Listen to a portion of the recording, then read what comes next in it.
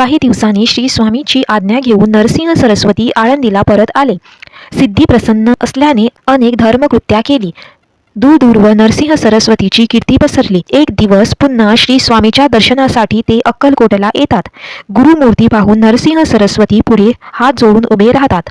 तेव्हा श्री स्वामी म्हणतात, का रे, अजून सिद्धी सोडली नाहीस का? सिद्धी सोडून दे, तरच जगामध्ये सर्वेष्ट प्राप्त होईल आणि अंती सुखाने सहज सुरभुवानी जाशील. हे ऐकून जमलेल्या लोकांना आश्चर्य वाटले. श्री स्वामी नरसिंह सरस्वतींना असं विपरीत करण्यास का सांगत आहे? पण नरसिंह सरस्वतींना आपल्या मूळ दुःखाचे कारण समजले आणि श्री स्वामीच्या आज्ञेने सिद्धी सोडून दिली व पुन्हा आळंदीला आले.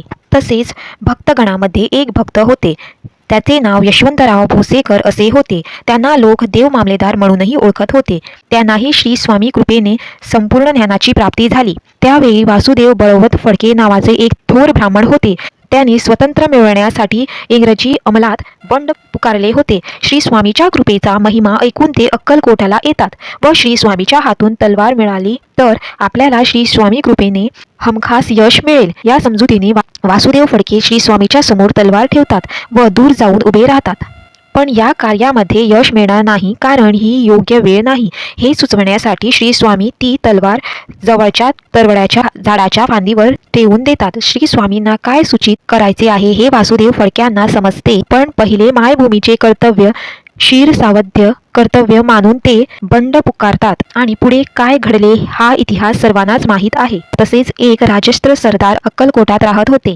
त्यांचे नाव तात्यासाहेब भोसले असे होते. ते रात्रदिवस श्री स्वामी चरणी लीन होऊन भजन पूजन करत असत. एक दिवस अचानक ते खूप भयभीत झाले, कारण त्यांना यमाची सावली दिसली.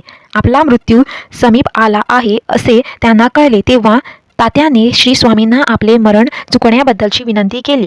तेव्हा श्री स्वामीची यमास आज्ञा केली की ह्याला हातही लावू नकोस, हा माझा भक्त आहे. या बैलाचे मरण जवळ आले आहे, तू याला घेऊन जा.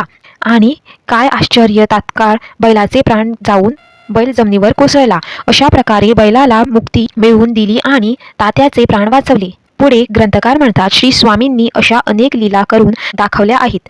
त्या सर्व लीलेचे इथे वर्णन केल्यास हा ग्रंथ समुद्राप्रमाणे पसरलेला, त्यामुळे लिखाण्यास हात अखंडता घ्यावा लागला असे सांगून श्री स्वामी चरित्र सारामृत अध्याय 19व्या अध्यायाची समाप्ती ग्रंथकार करतात. श्री स्वामी समर्थ. जय जय स्वामी समर्थ.